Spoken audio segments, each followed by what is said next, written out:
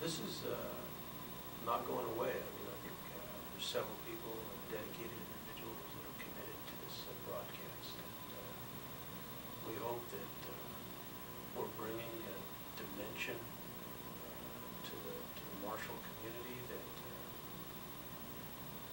we just would be absent without us. So I'd like to thank you for watching. I'd like to wish you the best. I really think you all should be careful. I think the weather's going to be bad, the roads going to be bad this weekend, so be careful out there.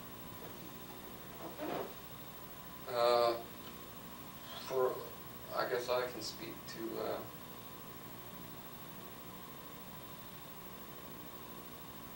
all the young, single, gay men and women out there watching. Or maybe you should. You've got that flyer Yeah, on your door. I do. Yeah. Well, I don't Well, I'll speak to someone else, then you can speak to them. I want to speak to all the young children watching this show. If you are comprehending any of this show at a young age, you should probably go to college. Find some way to go to college. Most healthy young children, I would think, watching this show, though, are either being forced to watch or change the channel. yeah, just change the channel or something. Yeah. Also, I should speak to all the elderly folks we have out there.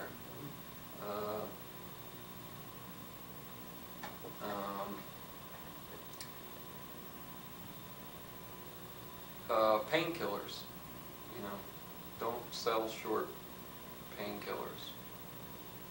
You're getting, at an advanced age, you're talking about not really a problem with addiction. If you're addicted, you're not going to live forever.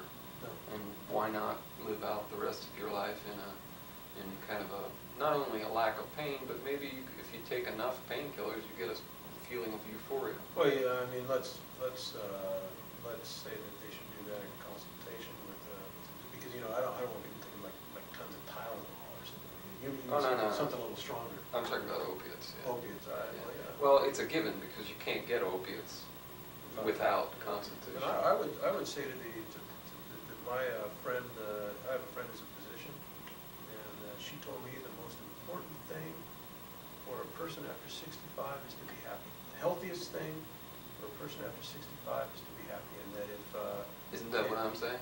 that's kind of what you're saying, but I mean, she kind of put it another way. That a lot of people worry about too much salt, too much sugar, too many calories, this and that. Gangrene. Gangrene.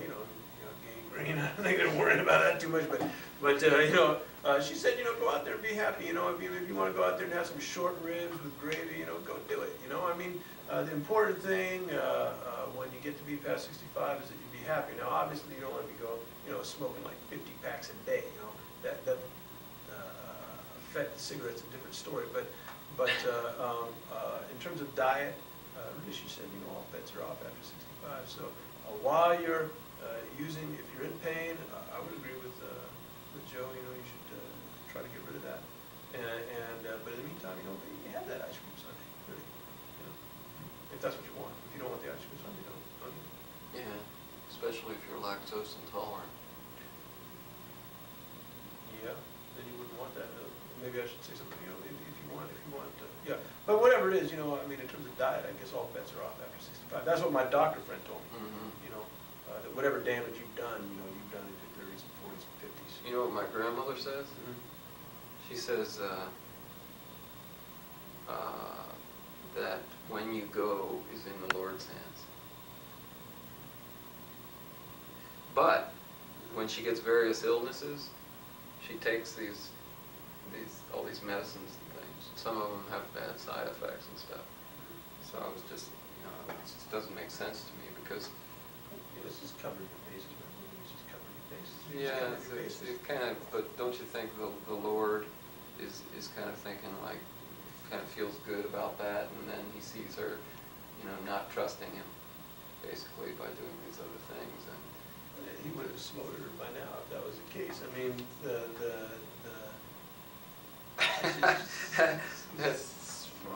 that's a word I don't use enough.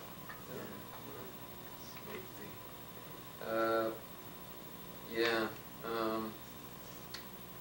But she lives in pain too, and that's one of the reasons I said that, is because she just lives in pain, and it's kind of just like, this is really painful, and just deals with it every day. I'm just like, what are you doing? You know, my friend is a doctor, is in pain every day too, every day. Why? She had vertebrae fused in her neck. I mean, she had upper neck problems, and she had to go through surgery recently and had two vertebrae fused in her neck. And she not only has lost substantial mobility to her neck, her ability to crane her neck, she's basically, but she's also she's in pain. It'll be for the rest of her life. She's not that old.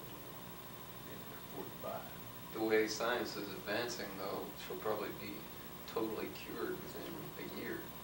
I don't think so. I mean, she is a scientist. You want to talk to scientists, you get her and Dilly on the show. I mean, she's a genuine scientist, but she seems to think, and she's a physician and a well-respected physician, that it's going to be for the rest of her life.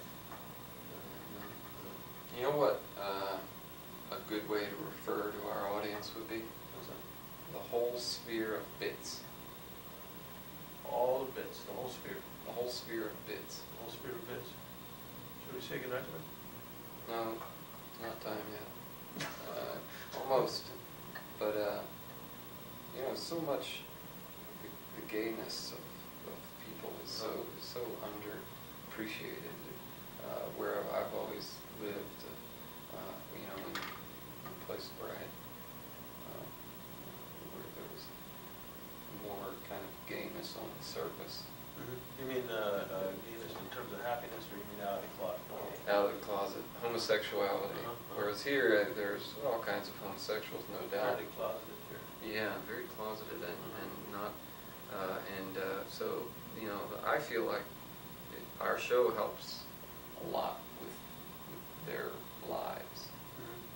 And so, if you could say something. Yeah, I mean, I would say that it seems to me that in the United States today, the one group of people that you can still kind of get up on television as in a respectable kind of way, in other words, at a Republican National Convention, for example, or for example, in the Minnesota State Legislature, and really call into question the legitimacy of a group of people that say aren't convicted criminals. You know what I'm saying? You can say that what you do, who you are is wrong.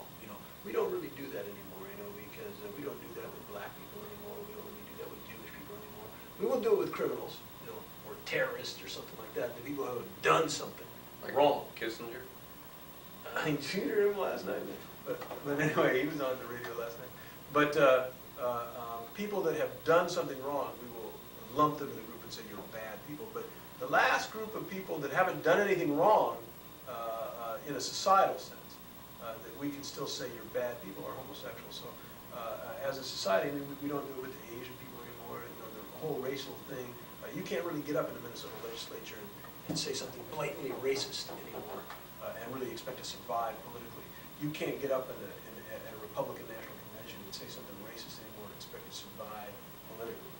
But you can get up in several forums. You can get on the McNeil Air News Hour. You can get on. They'll just say that's news. Attacking homosexuals and saying the behavior is wrong. But they're really the last group. They're the last one, and I think. And I think I just hope that those people that are homosexuals that are watching us on just survive this slaughterhouse that we're all in. How do they do? Yeah, maybe you want to give your phone number or help. I think you should see a qualified. If you're having problems, you should either do the legal thing or see a qualified therapist. That's not help. Yeah. I think most of the people who are anti-homosexual are the people with the strongest latent homosexual tendencies. That's commonly believed, actually. Commonly believed, but I'm saying that I kind of, the more I live, the older I get, the more I realize that I'm really not gay and not interested in pursuing a gay lifestyle because I'm quite comfortable with my gay fantasies. You know, what's weird with me is I've never really had too many. I can't say I've never had any, but very, very few. Oh, God.